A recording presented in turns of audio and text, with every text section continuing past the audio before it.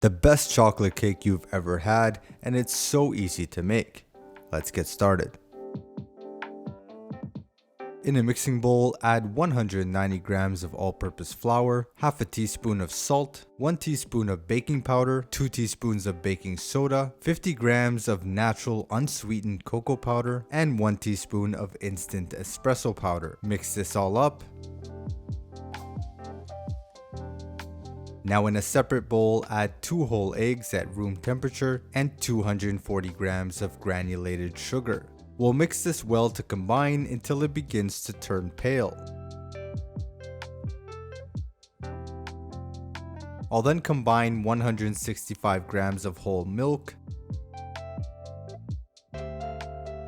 2 teaspoons of vanilla extract, 140 grams of vegetable oil,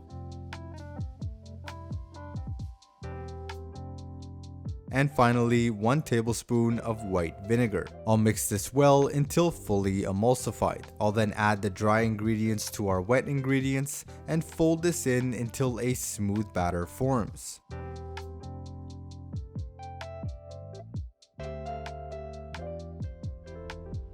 I'll then pour in 3/4 of a cup of boiling hot water. I'll then fold this in, and this hot water will help to bloom the cocoa powder and enhance its chocolatey flavor. Now we'll be using 2 cake tins, so I'll place a cartouche in one of them, then add half the batter. I'll then do the same thing with the other cake tin. I'll tap against my workbench to release any air bubbles within the batter. We'll then place in the oven at 350 degrees Fahrenheit for 25 to 30 minutes. And here's our beautiful chocolate cake, and we're going to test with a skewer, and it should come out clean. I'll then run an offset spatula around the edges of the cake to release it from the tin. I'll then unmold it onto a wire rack. Then I'll remove the cartouche. And we'll let this cool for about 1 to 2 hours before slicing.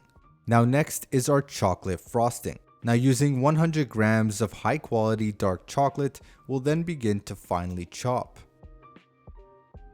Now it doesn't have to be too fine, this is perfectly okay.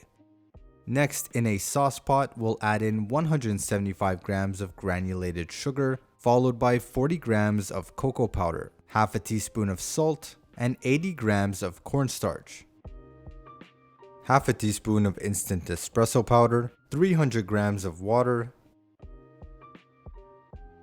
and finally 1 teaspoon of vanilla. We'll then whisk until fully combined.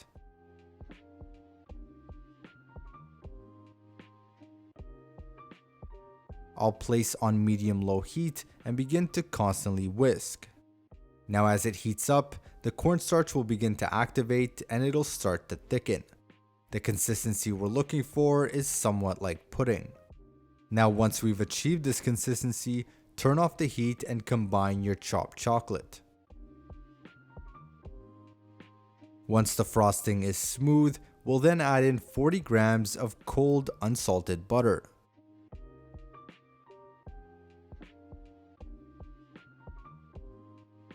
And there's our luxurious chocolate frosting.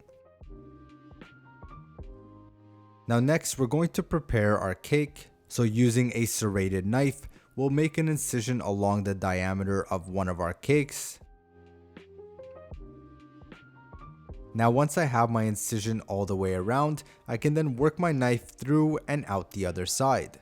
Now there's our cake divided in two, but I'm going to cut this top layer off because if you don't, then the cake won't be even and it'll wobble quite a bit. Next we'll add a good amount of frosting on the first layer.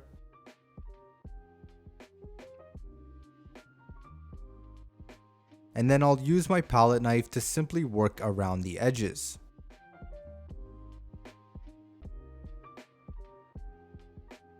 I'll add the second layer and continue the same process.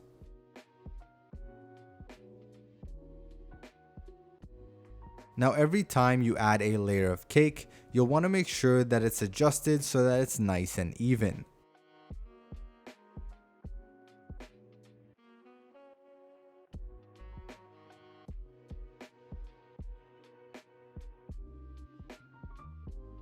And there's our really rustic, simple chocolate frosted cake. And don't be too concerned if the edges aren't perfectly smooth.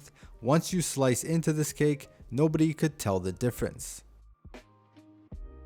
And there's our luxurious devil's food cake.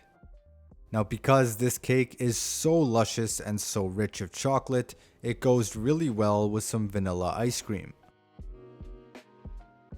Now, if you're a chocolate lover like me, this cake is absolute heaven. Enjoy!